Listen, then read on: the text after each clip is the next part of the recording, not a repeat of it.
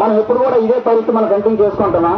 Government ఇచ్చే చేయొద్దు, government ఇచ్చే ఆనేదో ఏనేదో పెన్షన్ ఎప్పుడు పెరుగుతుంది, చేయొద్దు ఎప్పుడు పెరుగుతుంది, ఎప్పుడు అందుతుంది, రైతు భరోసా ఎప్పుడు ఇదే పైన మనకి. అయితే ఎప్పుడు మన నగరాలకు చేస్తానంటే జగన్మోహన్ రెడ్డి మరొక 50 సంవత్సరాలు పరిపాలించిన అమరావతిలో జాబ్ చేస్తాననే పరిస్థితి ఎప్పుడు ఉండదు. ఎందుకంటే ఆయనకు ఒక జాబ్ క్రియేట్ చేయాలని, జాబ్ పుట్టించాలని ఆలోచన ఎప్పుడు కూడా ఆయనకు ఉండదు. మనం ఎప్పుడు కూడా ఇదే పరిస్థితి, ఈ అడుక్కున్న పరిస్థితి మనకి ఎప్పుడు వస్తుంది ఫండ్, ఎప్పుడు డైరెక్ట్ అకౌంట్ పడుతుంది పర్లేదా, ఈ పరిస్థితి చూసే పరిస్థితి తప్ప జగన్మోహన్ రెడ్డికి ఈ ఆంధ్రప్రదేశ్ జనాలకి ఒక మంచి చేయాలనే ఆలోచన, ఒక భరోసా అనే ఆలోచన, ఒక భాష అనే ఆలోచన, ఆంధ్రప్రదేశ్ స్వర్ణాంధ్రప్రదేశ్గా పేరుమనే ఆలోచన ఆయనకి ఎప్పుడు ఉండదు. ఆయన వరకు ఆయన ఒక పక్క శాండ్ మనందరం చూస్తున్నాం, ఒక పక్క ల్యాండ్, ఒక పక్క వైన్. ఆయన టికెట్ ఇచ్చిన తర్వాత తెలుగుదేశం 6 పథకాలు చంద్రబాబు నాయుడు మిమ్మల్ని ఈ ఊళ్ళో ముఖ్యంగా మహిళలకు చెప్పమని సూపర్ 6 అనే కార్యక్రమం ఇక్కడికి ఏర్పాటు చేయడం. మేము ఈరోజు ఇక్కడికి అదే కార్యక్రమంలో వచ్చాము. మా వాళ్ళు నాకంత పెద్దవాళ్ళు అయినటువంటి వాళ్ళు అన్ని గ్రామాల నుంచి మన ఉన్నటువంటి మహా గొప్ప నాయకులైనటువంటి తెలుగుదేశం కార్యకర్తలకి నాయకులు సోదరి పెద్దలకు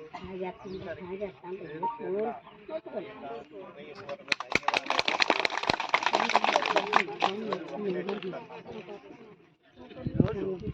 మనం ఎందుకు చంద్రబాబు నాయుడు గారిని కోరుకోవాలంటే ట్యాక్స్ రూపాయలు జగన్ ఎందుకు వద్దు ఓటు వేయకూడదనేది నేను ప్రతి ఒక్క మహిళ సుఖ సంతోషాలతో ఉండాలా, ఆనందంతో ఉండాలని ఆనాడు చంద్రబాబు నాయుడు పెట్టిన డ్వాక్రా స్కీమ్ని అదేవిధంగా కొంత నష్టాలతో లాభాలు లేకుండా అలా నడపడం ఒకటి.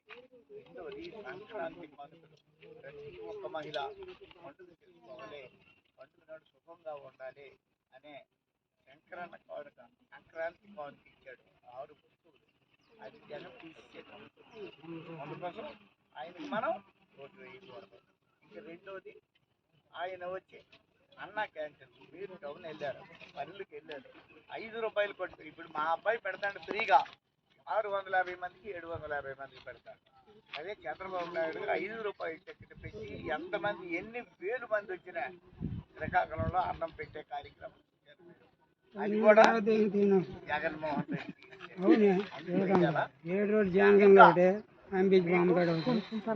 పెళ్లి కానుక అనేది ఆడపడుచులైనా పేదలైనా ధనికులైనా ఆధార్ కార్డు లోపల ఉన్న వాళ్ళకి ప్రతి ఒక్క మహిళకి 50 లక్షలు పెళ్లి కానుక 50,000 ఆడపిల్లకి కట్నంగా ఇచ్చేవాడు. అది కూడా జగన్మోహన్ రెడ్డి. అదే కాకుండా ఏ కారణం వల్ల అయినా చచ్చిపోయేటప్పుడు చంద్రన్న బీమా అనే కార్యక్రమంతో వాడి కట్టేసరికి 5,000 ఇచ్చేవాడు. అది పూర్తయి 12వ రోజు అయిపోయేసరికి ఆయన 2,000 రూపాయలు 2 లక్షల రూపాయలు ఇవ్వడం జరిగింది. అదే యాక్సిడెంట్ ఏదో కారణాల అయితే 5 లక్షలు ఇచ్చేవాడు. ఆ 2 పథకాలు మరి ఏమి ఇచ్చినట్టు ఆయన, నేను ఎప్పుడు పథకాలు ఇచ్చాను, పెన్షన్లు ఇచ్చాను. మన మంత్రి గారు చెప్తారు మేమే అన్నీ ఇచ్చాము, అన్ని పథకాలు. ఏ పథకాలు ఇచ్చారమ్మా ఆయన? ఏంటి ఇచ్చారు మీకు? కొంతమంది మహిళలకే ఇస్తాడు ఆయన చంద్రబాబు నాయుడు. అందరికీ ప్రతి ఒక్క మహిళకి ఆయన అప్పుడు 25,000 ఇచ్చేవాడు. అది పోయింది. ఈయన కొంతమందికి మాత్రమే మీకు 15,000 18,000 ఇస్తాడు. చంద్రబాబు నాయుడు అలా కాదే, అందరికీ ప్రతి నెల 1,500 వయసు లోపల ఉన్న వాళ్ళకి, అదే 50 సంవత్సరాల లోపు ఉన్న వాళ్ళకి 18 సంవత్సరాల దాకా ప్రతి ఒక్క మహిళ, అంటే ఇక్కడ ఎవరు 18 లోపు వాళ్ళు ఉండరు కనుక మీ అందరికీ నెలకి 15 సంవత్సరాలు వస్తుంది.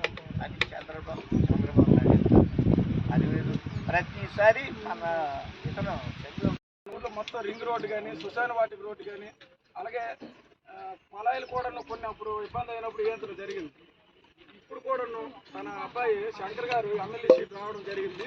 మనందరం కలిపి ఆయనకి 100% ఓట్లు మన బూత్లో ఇస్తే మన గ్రామాన్ని మంచి ఇట్లో అభివృద్ధి చేస్తారు. అలాగే మనకి పొలాలు ప్రాబ్లమ్స్ ఉన్నాయన్నారు, డోర్ టు డోర్ నీరు ఇబ్బంది ఉందన్నారు. ఆ ఇబ్బంది కూడా లేకుండా ఆయన చేసే కార్యక్రమం చేసుకుంటాం. అలాగే శ్మశాన వాటికలో బిల్డింగ్ అన్నారు, అది కూడా చేస్తారు. ఇంకా మనకి ఏ డేట్ ఉన్నాయి, మిగతా కాలువ డ్రైనేజ్ ప్రాబ్లమ్స్ ఎక్కువ ఉన్నాయి. డ్రైనేజీలు కానీ, ఇంకా రోడ్లు కానీ, ఇంకా సంక్షేమ పథకాలు కానీ, అలాగే పెన్షన్లు కానీ, ఏ ఒక్కటైనా సరే ఆయన సమక్షంలో మనం డోర్ టు డోర్ వచ్చి చేయించుకునే కార్యక్రమం చేస్తాము. ఇప్పుడు అందరూ గుండు శంకర్ గారికి ఎమ్మెల్యే అభ్యర్థిగా ఆయన మీరు అందరూ సైకిల్ గుర్తుపై ఓటేసి, అలాగే ఎంపీ అభ్యర్థి అయినంటే రామ్మోహన్ రెడ్డి గారికి సైకిల్ గుర్తుపై ఓటేసి గెలిపిస్తారని ఆశిస్తూ సెలవు. ఎకరాలు ఇవాళ శిలగాం శ్రీనివాసలో రియల్ ఎస్టేట్ వ్యాపారం పెట్టేసి అక్కడ అమ్ముతాడు. సైటు 10 రూపాయలు కొన్ని సైటు 100 రూపాయలకు అమ్ముతాడు. ఇంకెవరు ఉన్నాడు, అతను కొడుకున్నాడు. ఆ కొడుకు కోసమే కదా ఈ తాపత్రం అంతా.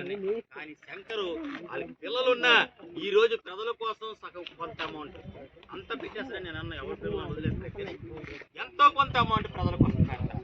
అలాంటి వ్యక్తి ఈరోజు మనం దారి మన చేతిలో ఉన్న వ్యక్తి, మన కుటుంబంలో ఉన్న వ్యక్తి, మన రైతు పుట్ట, మన శ్రీకాకుళంలో పుట్టిన వ్యక్తి, ఈ నియోజకవర్గంలో పుట్టిన వ్యక్తి, అంతగా కాకుండా మీ పంచాయతీలో పుట్టిన వ్యక్తి, మీ పక్కన ఉన్న అలాంటి వ్యక్తి మనం దారవించుకుంటే మళ్ళీ అవకాశం రాదమ్మా. మీరందరూ అర్థం చేసుకోండి. వైఎస్ఆర్ వాళ్ళు ఉన్నా, తెలుగుదేశం వాళ్ళు ఉన్నా మీకు అర్థం చేసుకోవచ్చు. ఒకటే మేము చెప్తున్నాం, మీ మనిషి మా కల్లేపల్లి మనిషి కూడా మేము కాదు, మీ మనిషి, మీ సింగపూరం మనిషి. ఎంపీటీసీగా 2 సార్లు చేశారు. అలమ్మ ఎంపీటీసీ చేసింది, అలాము సర్పంచ్ చేశాడు, జగపతిగా సర్పంచ్ చేశాడు, ఎంపీగా చేశాడు. ఇలాగా 24 గంటలు రాజకీయంలో ఉంటారు. కుటుంబం అంతా మీకు మీ ప్రజలకి మీకోసం సేవ చేసిన వాళ్ళే. పెన్షన్లు అంటే ఎన్ని కావాలంటే మున్సిపల్ కావాలంటే మనకు ఎప్పుడైనా పోటీ జరిగిందంటే అవతల గుండువాళ్ళ కుటుంబం, యువతల ధర్మాన కుటుంబం, గుండవాళ్ళ కుటుంబం, ధర్మాన కుటుంబం, వీళ్ళ మధ్యనే పోటీ ఉండేది.